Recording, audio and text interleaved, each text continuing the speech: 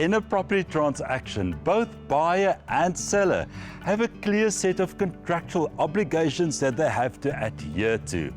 But very often conflict arises before the deal has been concluded. Chief Executive for Fine and Country Sub-Sahara, Linda Erasmus, believes it is the role of the real estate agent to create and manage a healthy relationship between both parties.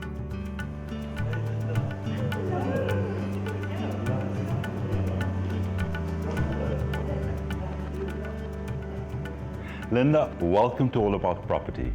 Thank you, Cornelius. Privileged to be here with you today.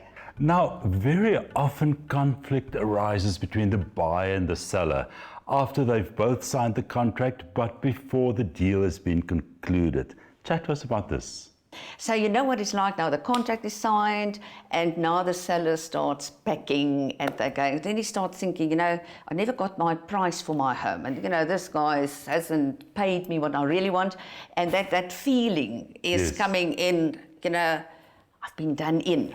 Yes. So now they start packing and they say, oh, you know what, because I didn't get my price, let me take the bathroom mirrors down. That's actually a fixture. Ah. Little things like that. So that's not major things, but that's all. It starts with emotions. Yes. And then on the buyer side, it happens again because, I've paid so much and I didn't do this, but it can be little things. So the parties must always ask themselves, is it really worth the big fight? But what a seller must know, if they start removing things that are seen as a fixture, of course, the buyer is going to be unhappy. Yes.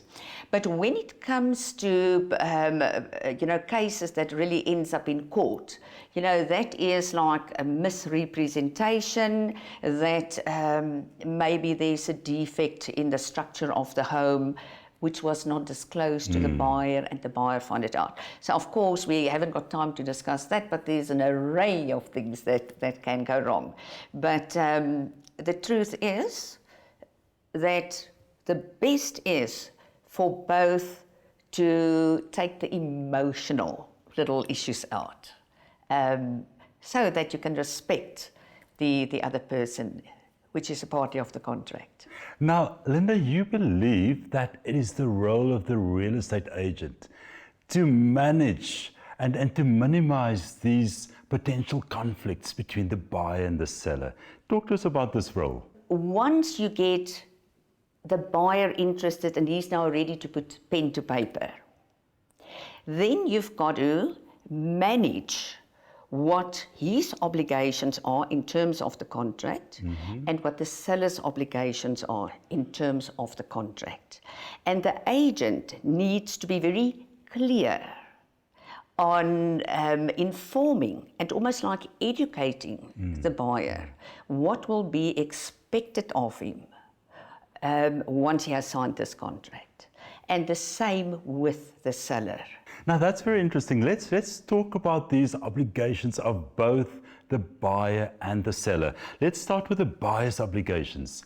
So in terms of the contract, the buyer must say to himself, once I've signed that contract, my obligations will be to pay, and obviously the contract will say when I must pay, how I must pay, and this.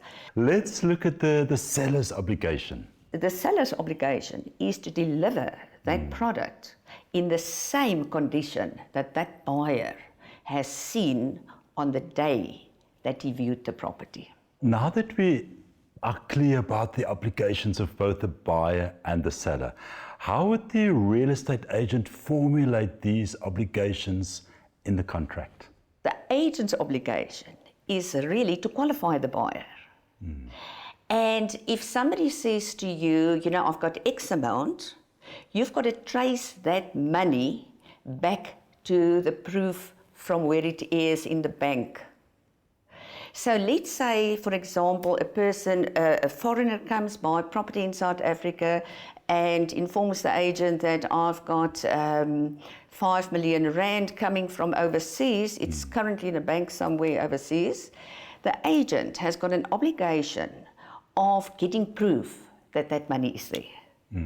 So that's the first thing. The buyer must show proof of where this money is, you know, because once the agent understands, then we will know, we can establish how long it will take to get the money transferred to a South African bank. Yes. Because the contract, in formulating the contract, you've got to have more information. It's fantastic if I've got the purchase price is 5 million rand and I've got 5 million rand in my ABSA account here, and the ABSA bank manager gives me a letter to say, I confirm that you've got the 5 million rand here. I take my letter with my offer to the seller. It's easy. Yes. But now it gets a little bit more complicated because there are sometimes people must sell a house first because their money is locked up in another property. And then the timeline becomes longer. So the simple activity of I've got to pay is sometimes linked to other little conditions. And in the contract, you've got to be very clear about those conditions. So we've talked about the buyer now. How would that agent formulate the contract on the seller's behalf? Taking into account that the seller must deliver the product. So sometimes there are also conditions. The buyer comes to view the property, and let's say a simple thing like the garage door needs painting. Yes. And the buyer says, listen, I will pay this price. However, the seller needs to paint this garage door. Okay. Then you've got to formulate it in a way where you say that the seller undertakes to paint the garage door. Yes. But you must also say when is he going to do it.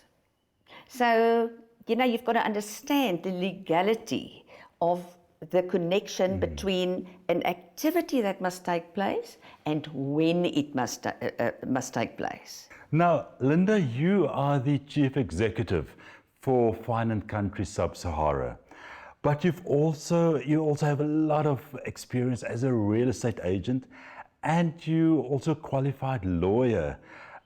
What advice do you have for real estate agents out there when it comes to contract law? The first thing that I want to say, know your contract. You know, so if you've got to explain a clause in your contract, you've got to explain it in simple terms and qualify your buyer. But I just want to say to all the agents out there, be brilliant in the small things. Look after the interest of your buyer and your seller. I've got a golden rule that I've followed all my life. If people ask me for advice, I always think, if one of my children asks me the same question, what will I say to them? Because, you know, I'm a mother and your children are dear to you. Yes. You never give them the wrong advice. So to any agent out there, give the advice that you will give to your children or people that are very dear to you, because then you know it's right.